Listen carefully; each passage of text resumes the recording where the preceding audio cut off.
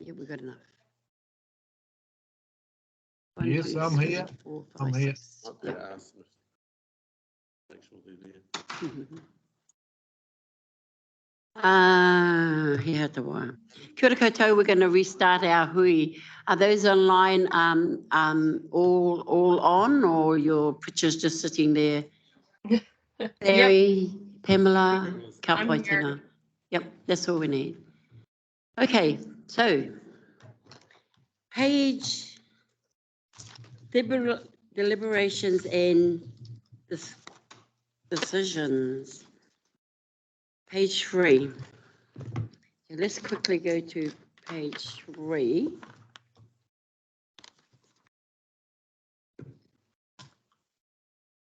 This is page 3.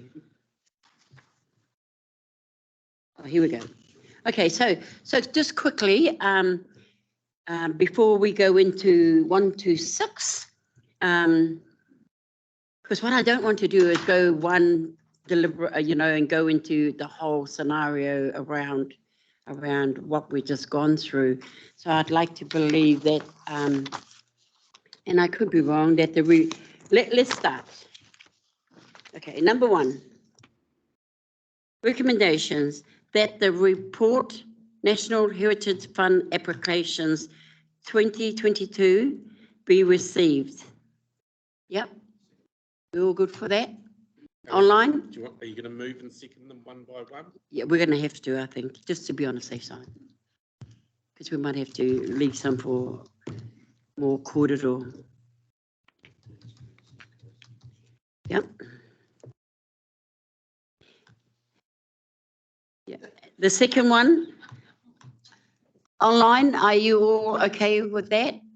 Anybody? Yeah, we're just moving the fact that the report's there, so I'm going to take everybody's on for that. The second one is that the Natural Heritage Fund grant of 1476275 over 4 years to Maunga Tautari. Is it Ecological Trust or is it Sanctuary Mountain? Guys, sorry? Sanctuary Mountain is their kind of brand name, if you like. But I know what it is. I want to make sure what we're asking. So it is the trust. Okay. 4 years to Maunga Tautari Ecological Island Trust be approved for the Sharing the Māori and Mana of Maunga Tautari project. Move that. Yep. Any deliberations? Any corridor? Online? Barry? Pamela? I'm happy to support it. Okay. Happy to support it. All those in favour? Aye. 1, 2, 3. Anyone against? Nope. Kapai. Number 3, that the Natural Heritage Fund grant of 201,000 over 4 years to Mahakido Forest Estate Society Incorporated be approved for the Trilogy of Treasure Tonga project. Uva? Yep. Second, Dennis. Quick deliberations. You have something to say around deliberation? I'm only going to say that I'm not voting for this one because he did make it clear that he was that they have been using 1080 and they have been using residual toxins. So I'll be voting against this one. Okay, it's Kapai. So all those in favour? Aye. 1, 2, 3, 4, 5. Barry online? Yes, I'm supporting. Pamela? This is the Mahakakuru Forest. Mahakido Forest Estate. Yes, that's right. For the Street Treasure Tonga. Happy with that. Yeah. Okay. All in favour, 1 against. Is Kathy? Yep. Fred, quickly. Yep. Fall onto line, man. Number 4, that Annette. I just remind you when we're. Sorry? That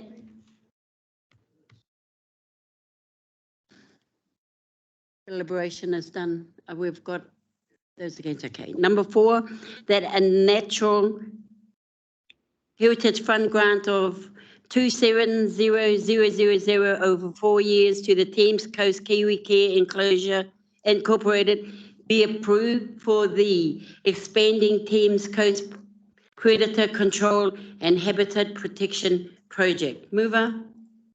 Dennis, second. Stu?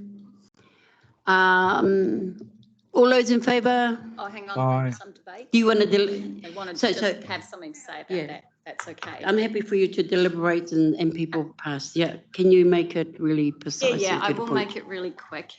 Look, because Just Ngāti precise. Tamatera, so I did text somebody I know at Ngāti Tamatera and said, you know, are you in support of this project? And what the person came back with said that Ngāti Tamatera, Te Mate Waru Hapu use trapping, hunting and cyanide only, and their method is proven to work.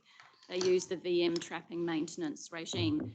When I said that, you know, that they said that they will use Brodie if landowners want it, they came back and said that's not good. So I know that there will be people with different views within the group, but we have spoken to Ngāti Tamatera before. We've actually visited them. I just wonder whether what we should do is actually approve what they're wanting to do with the trapping regime, because they said that that's what they want to do. It's only if landowners say they want to use Brodie in their bait stations. Why can't we actually just say we're actually giving them money for the trapping program? Because I think that this could create dramas for us, like we had with the Kennedy Bay situation previously, where there were disputes within the community. I'd rather we give them some money for part of it, and not give them the brodifacoum, which is a residual toxin, which goes completely against what Ngāti Tamatera, what Victor says Ngāti Tamatera stands for. So I just wonder whether that would be a way of actually supporting them in their project, but not giving them everything, and just making it a condition that they actually don't use residual toxin in their bait stations. So let me get this straight, Kathy. Are you saying that we fund them a portion, or are you saying we'll fund them everything with a change of what they might use it for? Yeah, that they would have so to be- use. Can they you be would- clear? So they would have to actually use non-residual toxins in their bait stations, that we wouldn't support them using. We wouldn't support funding them for residual toxins in the bait stations. Comment? One of you two want to comment on that? Can you turn off your phone? Yeah, just, off you go. After you, Kathy, is Fred. Thank you. Through the chair, I guess from a staff's perspective, I guess I'd put some caution out there that we haven't included this in any of the criteria that we've asked of these groups. So this is completely out of the blue for them. And so they have gone in good faith and asked for stuff. And also we have a standard, I guess, that we're asking, or you're asking us to adhere to, which is a statement of intent for the use of ground and aerial toxin use. And again, you're shifting that standard for the community, and that's all I wanted to say. You have something to add?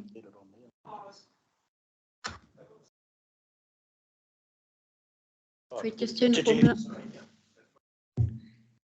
I was just going to be specific around the amounts that, in terms of their budget. So it is only in year 4 that they've asked for bait stations. So there's a $15,000 element there. Can you say that again? I can't hear you. So there is the only bait that they have requested in this application is in year 4. So there's, What is it? they don't know yet what that bait's going to be, because this is in year 4. So it could be something that's developed in the meantime, a new type of toxin. It could be double tap, or it could be Ferrotox. So they can't give us that. Can't tell us. Comment. Okay, can you turn yours off so Fred can speak? Fred? Yeah, look, Won't be long, baby. I understood, you know, this was when we had community restoration. We're basically rehashing what was said then. I appreciate what you said. It's not in the application where they said they're not allowed to use that. And I think that should be amended personally. It's from DOC won't use it on their land. It's something that there are alternatives that can be used, and I think that there should be an inclusion in that there are governors that would prefer they not use money in that. So as long as I would be happy if there was a small inclusion saying that, you know, there are certain governors that are not happy with the use of residual toxins. And, you know, I don't know if that helps you, but it helps me a bit. Kathy?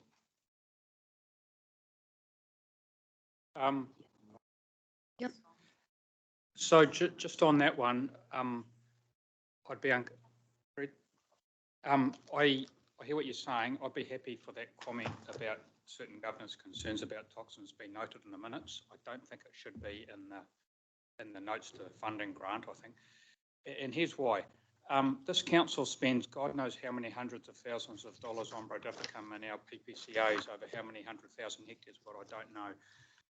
You can any private individual can buy Brodificum from the Lemon supermarket and use it.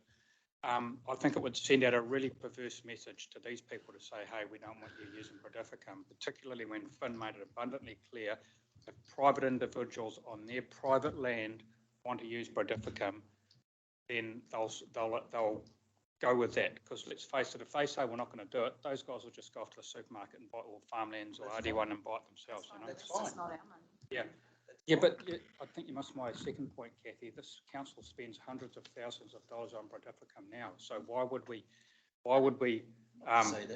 individualise out these one or two individuals? You guys, let him speak, please. We've got a council policy that's very clear about what our policy is with regards to toxin use. You know, and Okay. if this council's got a mind to change that, then hey, let's put a notice of motion and change it. But change it on the hoof right now, I think would be really unprofessional. So, Okay. Madam Chair, Noted. I stand by the way the current applications, the Barry? resolutions work. That was effectively my comment, Councillor Kneebone, is that you cannot make policy on the hoof when you're deciding on an application.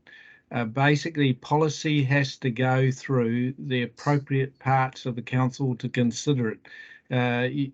You know, this is where we're considering against a criteria which is determined and a policy which is determined. We can only consider it against that.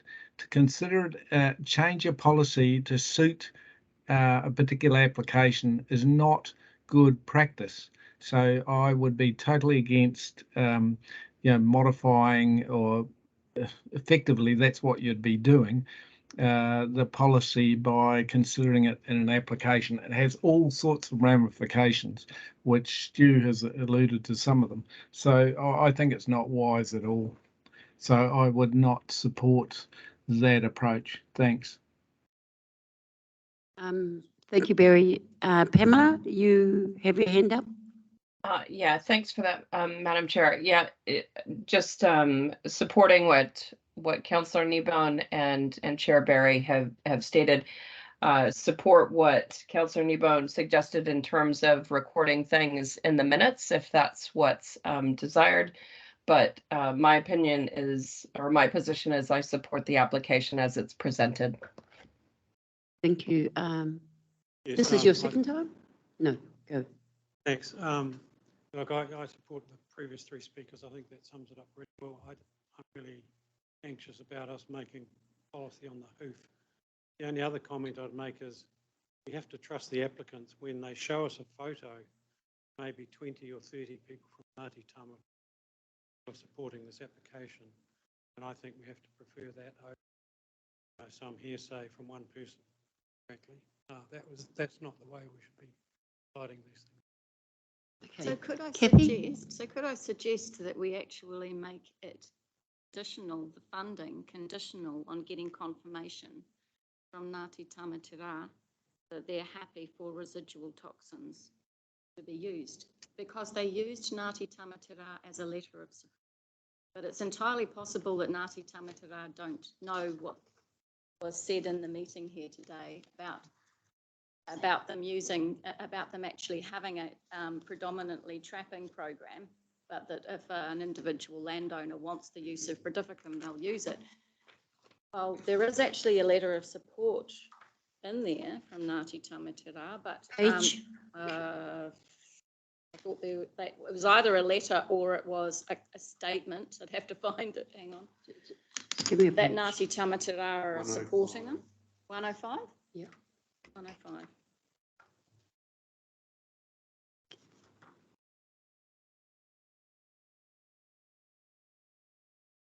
Okay, because it talks about volunteer trappers.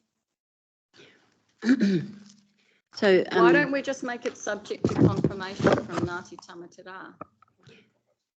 Well, no, we haven't, because that's I'm going to trapping. I'm going to answer your question.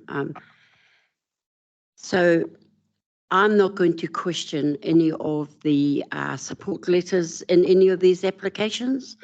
I'm not going to go and say to Ngāti Tamatera, your letter that was signed by so-and-so is not good enough. No, I'm not saying And that. hold on a minute. And one thing I don't want to do is I do not want to start presuming that mana whenua is not inclusive in this. I don't want to go through the applications and look at are all Māori in that area on board with this.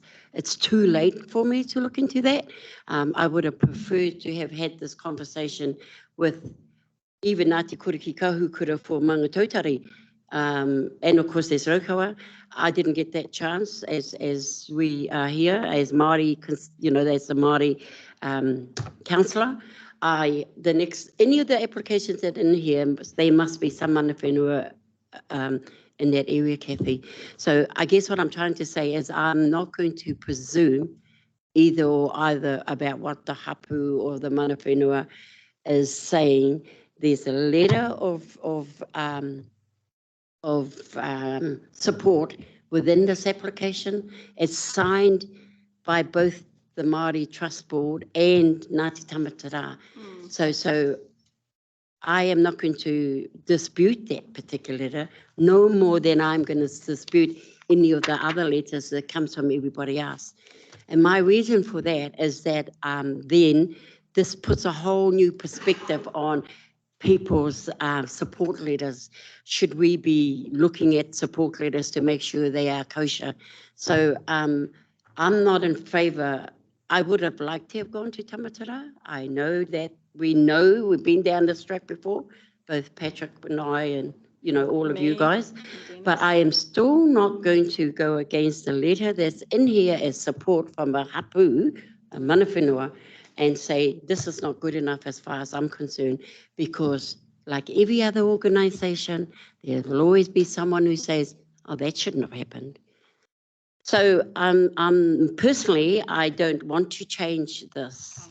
It's been moved in second. I think your role, I guess, will be that you're going to be against it. I'm going to presume. But I'm not going to take also the fact that what you have done, I'm not saying you shouldn't have done it. I thought good for you because you happen to know somebody in there. But I also know that the recipients that are on this list, I know Arama Chase, I've worked with him for many years. I also know Kuro Napo. But I'm not taking that into effect. I'm taking into effect that they have got a letter of support. Can I just ask that it be noted in the minutes that Yeah, we can do that. some councillors had concerns about use of non-residual, about use of residual toxins. Yeah. And also, I guess it's somewhere along the line we need to put something together about the conversations around what the applications should look like or not look like around toxins being used or not used. So you've got that in the minutes. Quickly. Yeah, this was, again, in community restoration, this was brought up then about the application and what we were supporting, and we need a notice of motion to actually make sure it happens this next time when we go to use or top up the Natural Heritage Fund, maybe that would be the appropriate time to put some conditions in place. Because personally, I'm not happy. You know, I can get a letter from my iwi to say we're going to clean up the Whangaroa Harbour, and I'll get a letter of support, and might be using a digger to dredge out the pippy beds. We didn't specifically say we're going to do that, and then there would be an uprising. And the same thing was that, you know, when we supported Kennedy Bay operation, we had question marks. And look, the council bus, when it did a tour, had to completely avoid the town and the protesters because they were upset. So, you know, I understand where Kathy's coming from, and we're not doing this to be to kill Kiwis. We're actually there to try and do things in a better and more sustainable way. So I support where Kathy's coming from, and I appreciate the fact that it is documented that I don't support residual toxins, and it doesn't make it right that we dump tons of it out the plane every year either, because I don't support that either. Don't dump it No, out we the don't. plane. Okay, dump guys, that. okay. But I Noted, mean, the noted. council uses Noted. it, you know, and I don't support that either, and Noted. that's my right not to support it. So that's it. Okay. Did you want to say something to that, Patrick? Because I don't want to deliberate going on around medicinal. Sorry, Councillor Litchwick, just on your point of the work that we did through the conservation, the community conservation restoration committee thing. So I'm not sure if you're at the meeting or not, but Janine Becker is leading a review of the Natural Heritage Partnership Program, as well as all of the other contestable funding for the council. And it will be done in line for the next LTP. So there will be an opportunity to feed in and look at the criteria and the rounds and the timing and the amounts of money and all that sort of stuff. Right. Thank you. Last one, Stu. I know I was going to move the next one, the last one when you've done Okay, it, but- so we've got a mover and a seconder for this. We've had some deliberations. You've noted all the korero from both Kathy and Fred.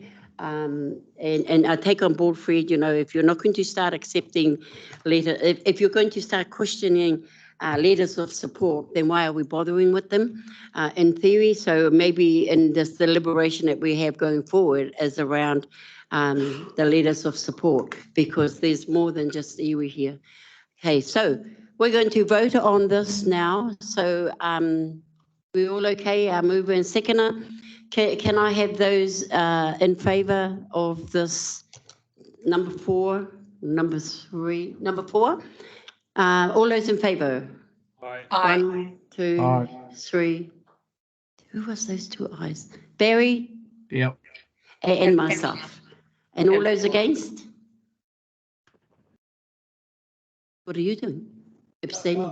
He just wanted it noted. Oh, yeah. Just wanted it noted. So Yeah, support. So all of us on, and Kathy's against. Ka pai tēnā. Thank you, Kathy. Next one is that was number 4. The National Heritage over 3 years. Okay. That a Natural Heritage Fund grant of 129,517 over 3 years to Waikato Environment Centre Trust be approved for the Bush to Burbs project. Can I have a mover? Yeah, Story. I've already moved it. Who seconded? Kathy. Okay, deliberations. Yeah, so obviously you all heard my concerns that I raised with the applicants, and just I wonder if I could get some feedback from staff on whether number 6 there is able to cover my concerns, because I've had some good conversations with Patrick about those, and so look, I won't repeat them again, but perhaps Patrick could give us some feedback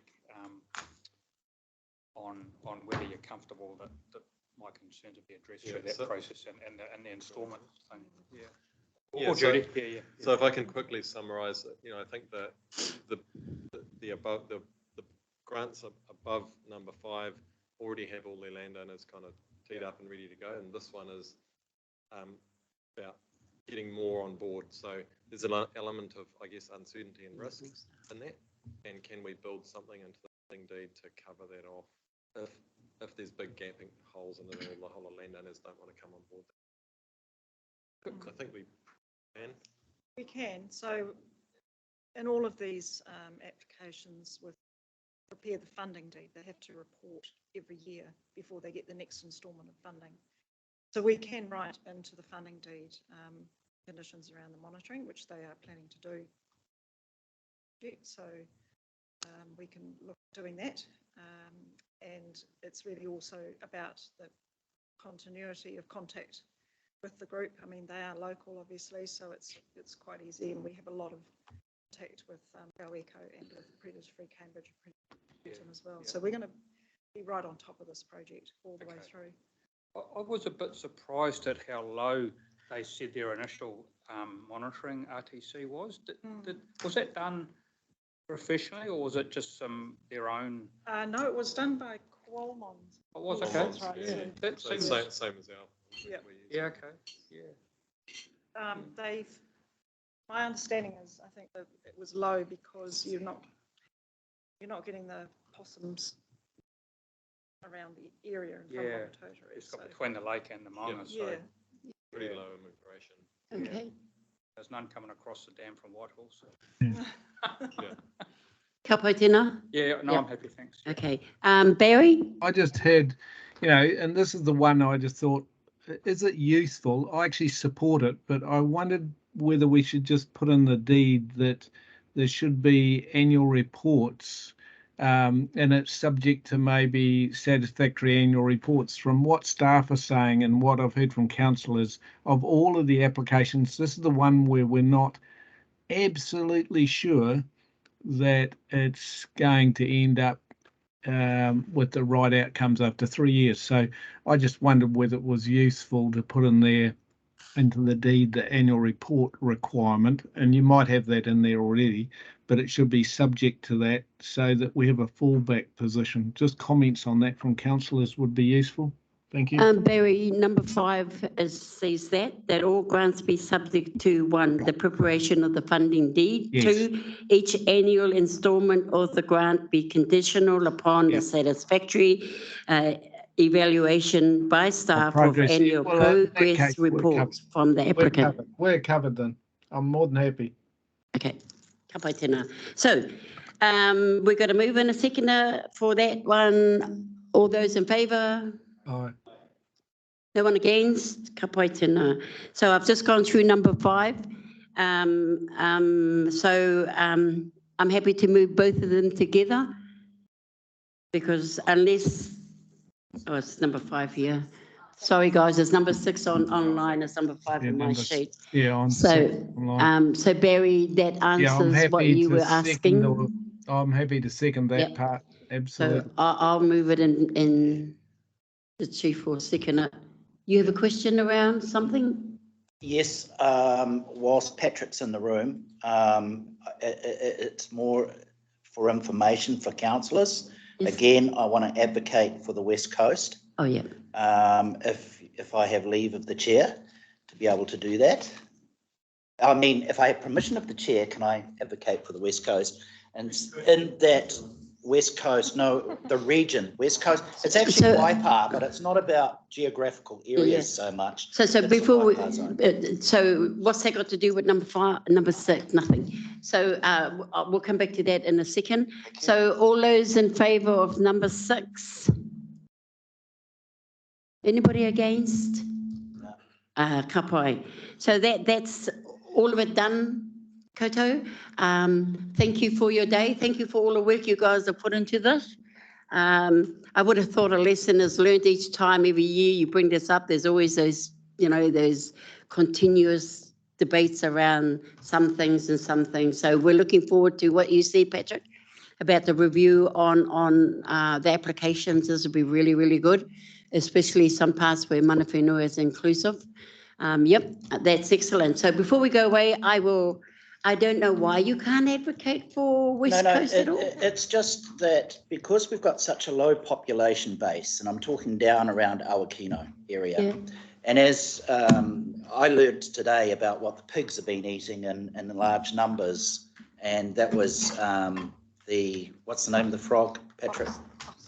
Archie's frog. Archie's frog, and the kiwi and all the other biodiversity values that we've got down there that are being destroyed.